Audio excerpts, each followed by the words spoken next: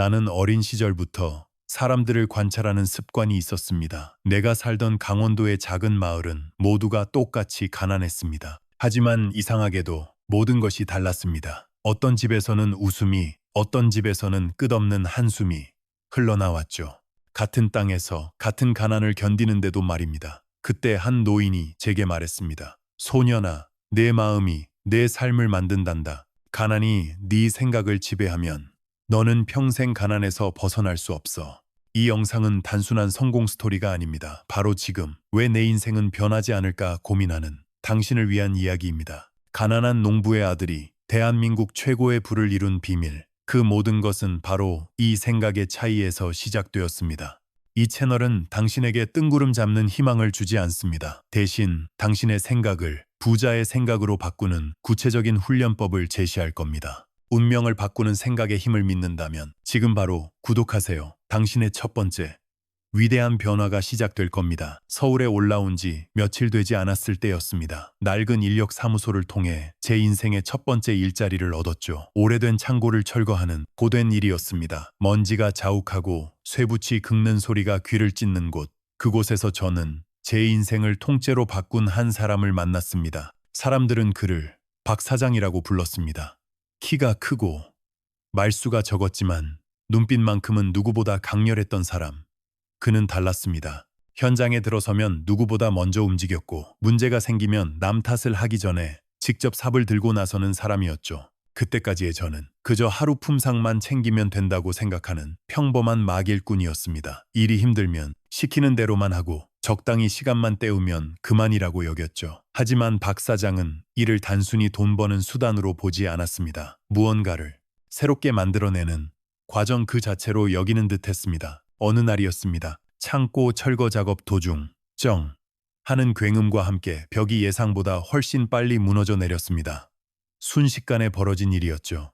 흙먼지가 피어오르고 모두가 겁에 질려 뒷걸음질 쳤습니다. 저 역시 심장이 멎는 것 같았습니다. 바로 그때였습니다. 박 사장이 단숨에 뛰어가 위태롭게 남은 벽을 온몸으로 지지하며 우리를 향해 소리쳤습니다. 빨리 빠져나가. 여기 위험해. 그의 목소리는 단순한 외침이 아니었습니다. 그 덕분에 정말 큰 사고는 피할 수 있었습니다. 그날 저녁 그는 우리 모두를 불러 모았습니다. 그리고 낮은 목소리로 말했죠. 오늘 사고는 하마터면 우리 중 누군가를 다치게 할 뻔했다. 우리는 돈을 벌러 온 게 아니야. 무사히 일을 마치고 가족이 있는 집으로 돌아가기 위해 온 거다. 그러려면 한 명이 책임감을 가져야 한다. 그 말은 제 가슴에 거대한 망치처럼 깊이 울렸습니다. 숙소로 돌아온 그날 밤, 저는 잠을 이룰 수 없었습니다. 나는 그동안 너무나 안일하게 살았구나. 단순히 하루 벌어 하루 사는 식으로만 생각했구나. 하지만 저 사람은 다르다. 그는 문제를 기회로 바꾼다. 위험을 탓하지 않고 해결하려 한다. 그날 이후 저는 현장을 대하는 태도를 완전히 바꿨습니다. 쓰레기를 치우더라도 누가 시키기 전에 먼저 치웠고 일이 끝난 후에도 다음날 작업이 편하도록 공구를 가지런히 정리했습니다. 박 사장은 그런 저를 유심히 지켜보고 있었습니다. 며칠 뒤 그가 저를 따로 불렀습니다. 너는 일을 그냥 하지 않는구나. 내 태도가 마음에 든다. 일이라는 건 몸으로만 하는 게 아니야. 머리로도 해야 한다. 그는 제게 현장을 바라보는 눈을 키워주었습니다. 문제가 생기면 제일 먼저 생각해야 할 것은 누구 탓이냐가 아니다. 어떻게 해결하느냐다. 그 작은 차이가 평생의 차이를 만드는 거야. 그 말은 제 인생의 첫 번째 거대한 전환점이었습니다. 저는 그때부터 어떤 상황이 닥치든 핑계부터 찾지 않았습니다. 해결책을 먼저 생각하기 시작했죠. 비가 와서 일이 늦어지면 왜 비가 오는 거야? 라고 불평하는 대신 비 오는 날 할 수 있는 일이 뭘까를 찾았습니다. 자재가 늦게 도착하면 시간을 낭비하지 않고 도면을 한 번이라도 더 점검했습니다. 문제를 기회로 바꾸는 훈련을 저도 모르게 하고 있었던 셈입니다. 이것이 바로 제가 발견한 부자의 첫 번째 생각법이었습니다. 문제를 보는 시각이 완전히 다르다는 것. 가난한 사람은 문제가 오면 좌절하고 세상을 원망하지만 부자는 그 문제 속에서 기회를 봅니다. 박 사장을 떠난 뒤 저는 다른 현장으로 옮겼습니다. 여전히 고된 막일꾼이었지만 제 마음가짐은 완전히 달라져 있었습니다. 단순히 하루 품상만 받으면 된다고 생각했던 예전의 저는 더 이상 그곳에 없었죠. 저는 일터에서 일어나는 모든 것을 배움의 기회로 삼았습니다. 그때 제가 본 사람들의 차이는 지금도 생생하게 기억납니다. 같은 현장에서 똑같은 시급을 받고 일하지만 사람들의 태도는 극명하게 달랐습니다. 어떤 사람은 일하는 내내 불평만 늘어놓았습니다. 아이고, 이 돈 받고 이런 일 하는 게 말이 돼? 라며 중얼거리고 어떻게든 일찍 퇴근할 궁리만 했습니다. 반대로 어떤 사람들은 호기심으로 가득 차 있었습니다. 이 기계는 어떻게 작동하는 거지? 저 구조물은 왜 저런 모양으로 세우는 걸까? 하며 기술자들에게 묻고 쉬는 시간에도 그 주변을 맴돌며 유심히 살폈습니다. 저는 자연스럽게 후자의 사람들과 가까워졌습니다. 그들은 늘 무언가를 배우려는 사람들이었고 저 역시 그들과 함께 있을 때 더 성장하는 기분이 들었습니다. 우리는 밤마다 작은 방에 모여 그날 있었던 일을 서로 이야기했습니다. 누군가 실수를 하면 왜 그런 실수가 일어났는지 함께 분석했고 다음날 더 잘하기 위한 방법을 함께 찾았습니다. 그곳은 마치 작은 학교 같았습니다. 그때 저는 제 돈으로 작은 수첩 하나를 샀습니다. 그리고 매일 밤 그날 배운 것들을 빼곡히 기록하기 시작했습니다. 오늘 어떤 공구를 어떻게 다루는지 배웠는지, 어떤 재료가 어떤 상황에 쓰이는지, 그리고 내가 저지른 부끄러운 실수와 그 해결책까지 전부 적었습니다. 이 작은 습관은 제 삶을 바꾸었습니다. 다른 사람들은 다음 날 어제와 똑같은 실수를 반복했지만 저는 점점 실수가 줄어들었습니다. 얼마 지나지 않아 사람들이 저를 다르게 보기 시작했습니다. 쟤는 머리가 좋아 라고 말하는 사람도 있었지만 사실 머리가 좋아서가 아니었습니다. 그저 배운 것을 기록하고 실수를 반복하지 않았기 때문이었습니다. 배움의 태도는 삶을 송두리째 바꿉니다. 가난한 사람은 이 정도면 됐어 라고 생각하며 스스로 멈춥니다. 그들은 일이 끝나면 을의 술집으로 향했고 다음 날이면 피곤한 몸을 이끌고 다시 현장에 나타났습니다. 그들의 하루는 늘 어제와 같은 하루의 반복이었습니다. 하지만 배우려는 사람은 그 하루를 아주 조금씩 발전시켰습니다. 그 차이는 당장 눈에 보이지 않지만 시간이 지나면 결코 따라잡을 수 없는 엄청난 격차가 됩니다. 이것이 제가 발견한 부자의 두 번째 생각법이었습니다. 배움에 인색하지 않는다는 것. 물론 저 역시 항상 완벽했던 것은 아닙니다. 어느 날 저는 정말 큰 실수를 저질렀습니다. 자재를 잘못 주문해서 하루 작업 전체가 통째로 늦어지고 말았죠. 그날 저는 모두의 따가운 눈총을 받았습니다. 밤새 잠이 오지 않았습니다. 하지만 다음 날 저는 도망치지 않았습니다. 모두에게 사과하고 주문 절차를 처음부터 끝까지 다시 배웠습니다. 그리고 그 모든 과정을 작은 노트에 전부 적어 놓았습니다. 그 후로는 다시는 같은 실수를 하지 않았습니다. 배우는 습관이야말로 인생을 바꾸는 힘이라는 것을 저는 그때 확신했습니다. 현장에서 열심히 배우고 성장하고 있었지만 인생은 언제나 더 큰 시험을 던졌습니다. 제 인생의 첫 번째 큰 실패는 제가 어느 정도 자신감이 생겼을 무렵 예고 없이 찾아왔습니다. 그때 저는 처음으로 작은 작업을 단독으로 맡게 되었습니다. 창고의 일부를 철거하고 새로운 기둥을 세우는 일이었죠. 저는 이 일을 통해 제 능력을 증명하고 싶었습니다. 밤을 새워가며 도면을 확인하고 자재를 준비하고 사람들을 배치했습니다. 모든 것이 완벽하다고 생각했습니다. 그러나 경험이 부족했던 저는 중요한 계산 하나를 놓치고 말았습니다. 공사가 시작되고 며칠 뒤 제가 세운 기둥이 아주 미세하게 기울기 시작했습니다. 그 사실을 발견했을 때 저는 심장이 땅으로 꺼지는 것 같았습니다. 공사 전체가 중단되었고 사람들은 저를 원망했습니다. 네가 잘못해서 이렇게 된 거야. 그 말들이 비수처럼 날아와 제 가슴을 찔렀습니다. 밤에 집에 돌아와 저는 이불을 뒤집어 쓰고 한참을 울었습니다. 머릿속에는 온갖 부정적인 생각이 떠올랐습니다. 나는 역시 안 되는 사람인가? 재능이 없는 건가? 그냥 모든 걸 포기하고 다시 고향으로 돌아갈까? 포기의 문턱까지 갔을 때 문득 박 사장님이 해주셨던 말이 번개처럼 머릿속을 스쳐 지나갔습니다. 문제를 탓하지 말고 해결책을 생각해라. 저는 이불을 박차고 일어났습니다. 다음 날 새벽 가장 먼저 현장으로 달려가 도면을 다시 확인했습니다. 어디서부터 잘못되었는지, 무엇을 수정해야 하는지, 머리가 터지도록 생각하고 또 생각했습니다. 그리고 마침내 해결책을 찾아냈습니다. 기둥을 다시 세우고 보강제를 추가하면 구조를 살릴 수 있었습니다. 저는 감독에게 달려가 제 계획을 설명했습니다. 처음에는 그가 날카로운 눈으로 저를 쳐다봤지만 끝까지 제 말을 들은 뒤 이렇게 말했습니다. 좋다. 네가 책임지고 해봐라. 그날부터 저는 현장에서 누구보다 늦게까지 남았습니다. 사람들이 모두 퇴근한 뒤에도 저는 홀로 도면을 붙잡고 씨름했고 직접 기둥을 다시 세우며 손에 피가 날 때까지 일했습니다. 그리고 며칠 뒤 기둥은 거짓말처럼 똑바로 섰습니다. 그 경험은 제 인생을 완전히 바꾼 사건이었습니다. 그전까지 저는 실패하면 모든 것이 끝이라고 생각했습니다. 하지만 이번 경험을 통해 알았습니다.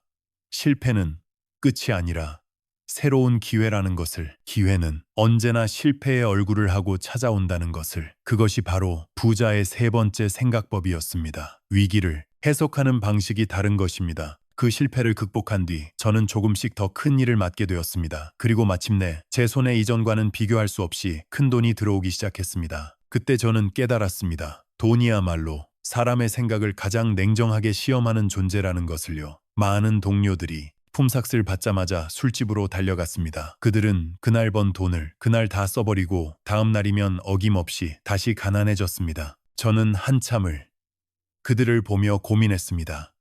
나도 오늘은 저들처럼 시원하게 술 한잔 할까? 아니면 이 돈을 모아서 더 큰 일을 해볼까? 제 마음속에서 두 개의 목소리가 싸웠습니다. 하나는 당장의 쾌락을 속삭였고 다른 하나는 미래를 향한 가능성을 이야기했습니다. 결국 저는 두 번째 목소리를 선택했습니다. 돈을 쓰는 대신 저는 그것을 차곡차곡 모아두었습니다. 그리고 몇 달 뒤 작은 기회를 잡았습니다. 마을에 있는 낡은 수레를 아주 싸게 살 수 있는 기회였죠.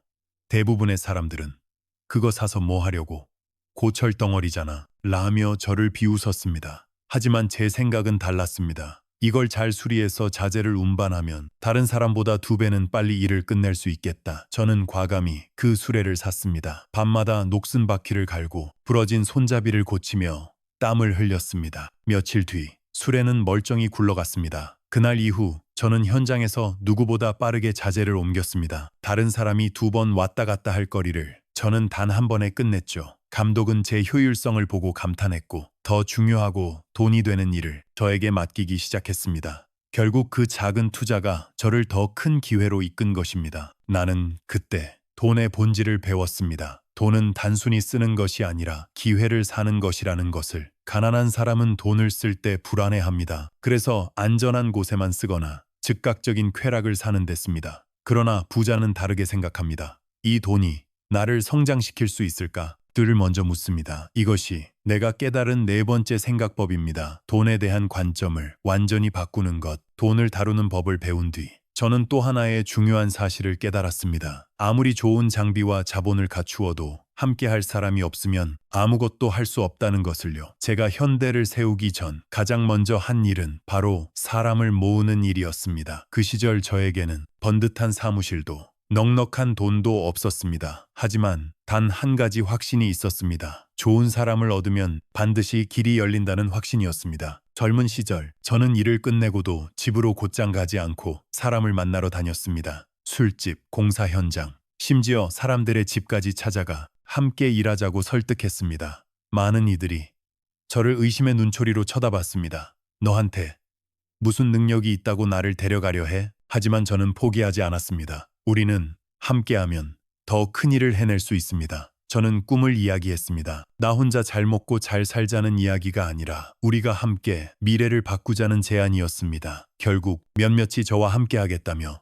손을 내밀었습니다. 그들이 바로 현대의 첫 동지들이었습니다. 저는 그들을 돈으로만 대하지 않았습니다. 그들의 가정을 걱정했고 그들의 성장에 진심으로 관심을 가졌습니다. 어떤 날은 제 월급보다 그들의 월급을 먼저 챙겼습니다. 사람은 돈으로 움직이지 않습니다. 믿음으로 움직입니다. 이것은 제가 평생 지켜온 원칙입니다. 현장에서 일이 힘들 때 저는 그들과 함께 삽을 들었고 비가 오는 날에도 같이 진흙탕 속에 들어갔습니다. 그들은 그런 제 모습을 보고 저를 따랐습니다. 사람을 얻는다는 것은 단순히 사람을 고용하는 것이 아닙니다. 마음을 얻는 것입니다. 이것이 제가 발견한 5번째 생각법입니다. 사람을 가장 위대한 자산으로 보는 사고방식. 가난한 사람은 사람을 경쟁자로 보고 시기하지만 부자는 사람을 자산으로 보고 함께 더 큰 일을 꿈꿉니다.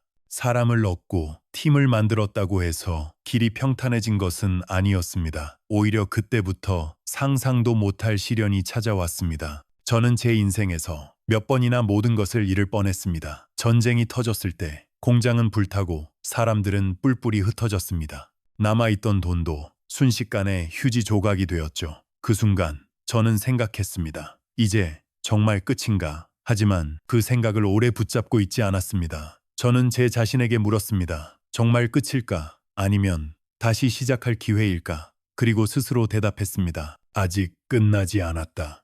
나는 다시 시작할 것이다. 세월이 흘러 현대가 점점 커졌지만 위기는 멈추지 않았습니다. IMF 외환 위기 때는 언론이 대놓고 말했습니다. 현대도 이제 무너진다. 그때 저는 깊은 밤 사무실에 홀로 앉아 창밖을 보며 생각했습니다. 이제 정말 여기까지인가? 하지만 다시 한번 저는 제 자신에게 물었습니다. 포기할 거냐? 그리고 스스로 대답했습니다. 아니, 나는 절대로 포기하지 않는다. 나는 그 경험을 통해 알았습니다. 포기하지 않는 힘이야말로 인생의 성패를 가르는 마지막 칼날이라는 것을. 포기하는 순간 모든 것이 끝납니다. 아무리 똑똑하고 아무리 부유해도 포기하면 다시는 일어설 수 없습니다. 반대로 아무것도 없어도 포기하지 않으면 언젠가 기회는 반드시 다시 옵니다. 내 마음 속에는 항상 하나의 목소리가 있었습니다. 해봤어? 이 질문은 나 자신에게 던지는 마지막 도전이었습니다. 한 번만 더 해보자. 한 번만 더 시도해보자. 이렇게 버틴 끝에